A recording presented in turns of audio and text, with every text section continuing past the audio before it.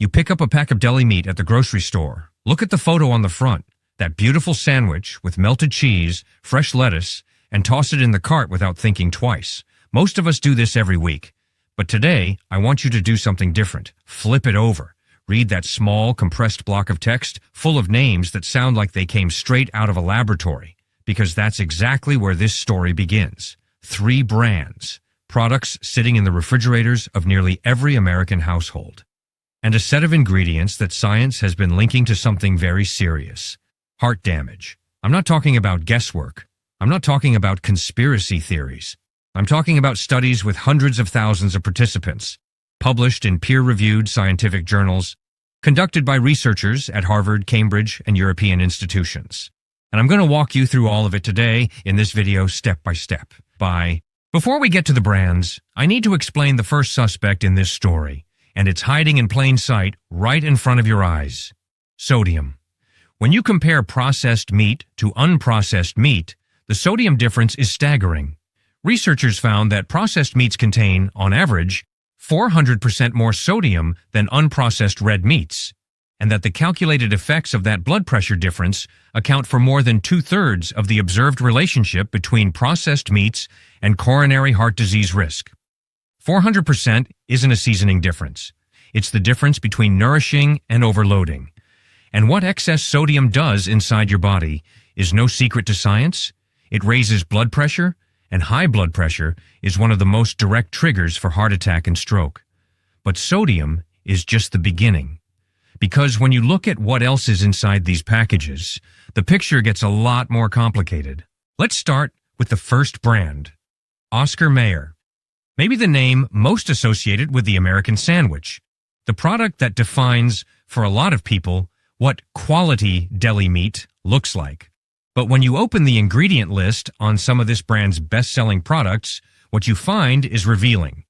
The Oscar Mayer carving board slow-cooked ham, the one that looks homemade on the packaging, contains more than 600 milligrams of sodium per serving in just 2 ounces. For reference, the American Heart Association recommends no more than 2,300 milligrams of sodium per day for adults, and ideally less than 1,500 for anyone with high blood pressure.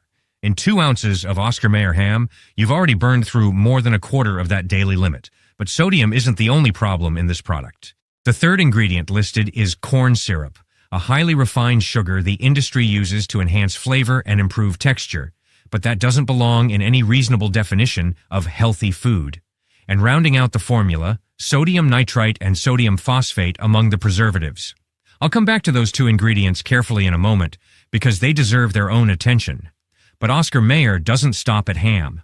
The brand's Cotto salami lists mechanically separated chicken as the first ingredient, followed by beef hearts, with the usual sodium phosphate and sodium nitrite completing the formula. Mechanically separated chicken is exactly what the name suggests: leftover scraps from a chicken carcass pressed through a sieve under high pressure until they become a paste. It's technically meat, but it's the kind of detail the packaging doesn't announce in big letters on the front. It's there, in the footnotes, in size 8 font, in parentheses, and most people never read that. Now I need to explain an ingredient that shows up in virtually every product from these brands, and that will come up several more times in this video: sodium nitrite. It exists for a legitimate reason.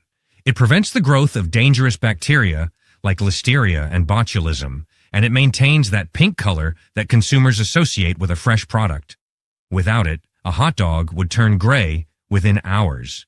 The industry has valid arguments for using it. The problem starts after it enters your body. When nitrates convert to nitrites and meet acid, heat, and protein in your system, as happens in your stomach during digestion, the result can be the formation of nitrosamines, compounds associated with an increased risk of certain types of cancer.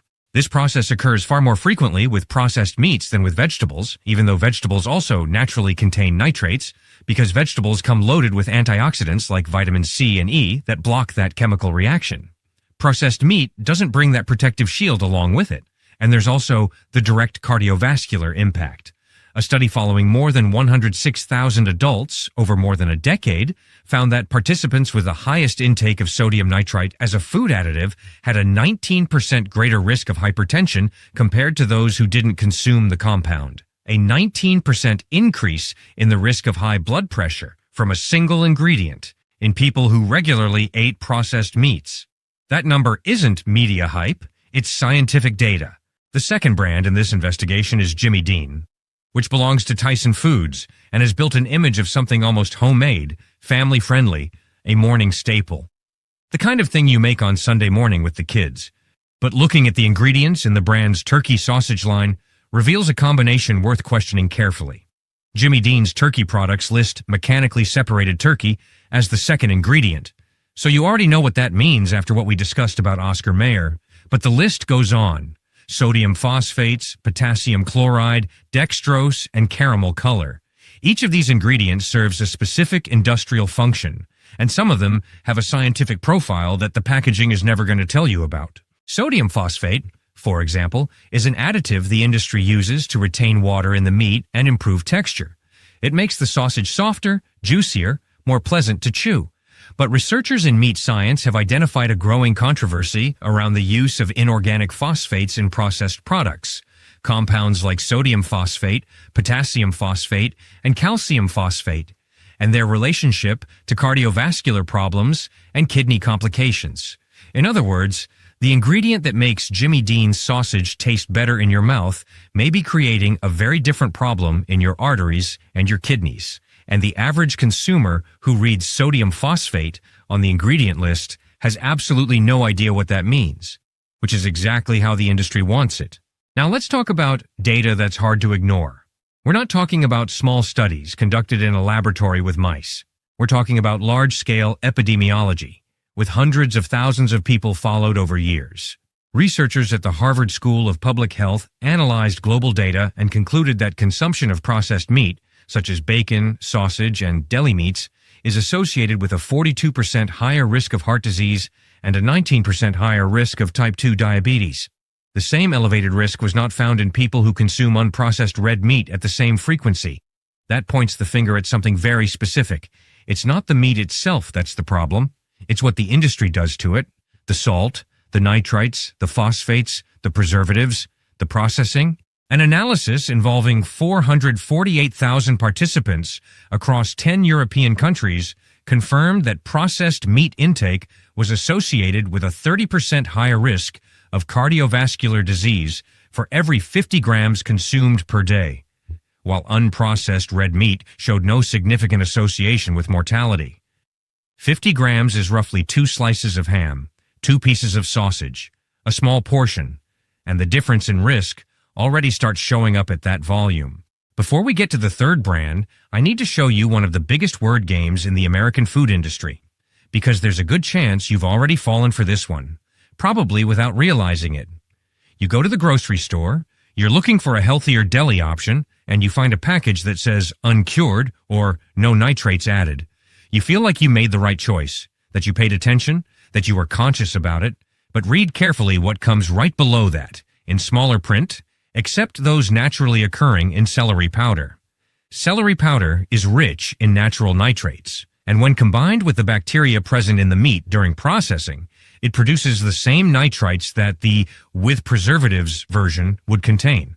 The FDA has established regulations to limit the amount of nitrates and nitrites added directly to food products, and manufacturers are required to label products that contain these compounds when added directly.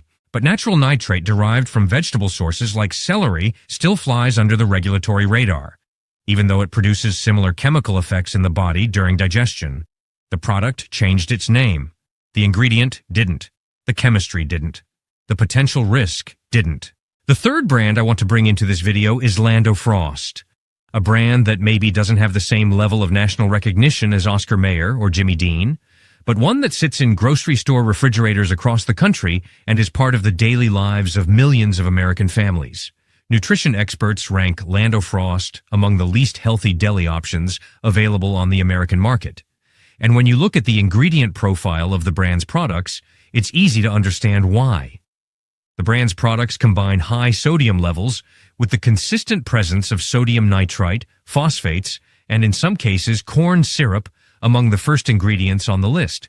It's the same pattern we found in the other two brands, which suggests we're not looking at isolated formulation choices, but at a shared industrial logic: preserve more, last longer, cost less to produce, and give the product the appearance and flavor the consumer expects. A long shelf life isn't a sign of quality, it's a sign of chemistry. When a meat product lasts weeks, sometimes months, in the refrigerator without spoiling, it's worth asking, what is preventing bacterial growth with such efficiency? And what is that same chemical efficiency doing inside your body over the years? Researchers published in BMC Medicine were direct in their recommendations. Public health guidelines should prioritize reducing the consumption of processed meats, whether red or white meat, higher or lower in fat, and the food industry should substantially reduce sodium and other preservatives in these products. That was published. It made it to newsrooms. It circulated at scientific conferences. What happened next? The packaging got more colorful. The slogans got healthier. Made with real ingredients, no artificial preservatives, quality protein. The ingredients largely stayed the same. The industry is very good at adapting the marketing narrative without changing the product's composition. And the consumer, who reads the front of the package but rarely the back, doesn't notice the difference. And here is the most important point of this video. Something I want to be clear about before you close this tab and go make dinner. None of these studies say that eating one turkey sandwich is going to kill you. That's not what this is about. Nutritional science doesn't work that way. What the science is saying is about pattern, about frequency, about consumption over months and years. An analysis with more than 448,000 participants isn't telling you to never eat ham again. It's telling you that when this product becomes a daily habit, breakfast, lunch, a snack, cardiovascular risk starts to accumulate in ways that long-term studies can measure with clarity. And the problem is that these products were designed specifically to become habits. The flavor was engineered for you to want it again. The convenience was calculated so you wouldn't think about alternatives. The packaging was designed to make you feel good about buying it. It's a complete system, and understanding how it works is the first step toward making different choices. So what can you do with this information? First, read the back of the package. Always. The third and fourth ingredients on the list usually tell the real story of the product, not the first one, which is typically the main protein, but what comes after. Second, pay attention to the sodium per serving and multiply it by the number of servings you actually eat. The industry is famous for calculating serving sizes smaller than what people actually consume. Third, uncured and no nitrates added don't automatically mean the product is safer. Check whether celery powder or celery juice appears on the ingredient list. If it does, the chemical process is essentially the same. And fourth, diversify. No food is forbidden, but frequency can become a problem. If processed meat is on your plate every single day, it's worth considering adding minimally processed protein sources, eggs, legumes, fresh meats without added preservatives, to at least some of your meals throughout the week. I'm not asking you to throw out everything in your refrigerator.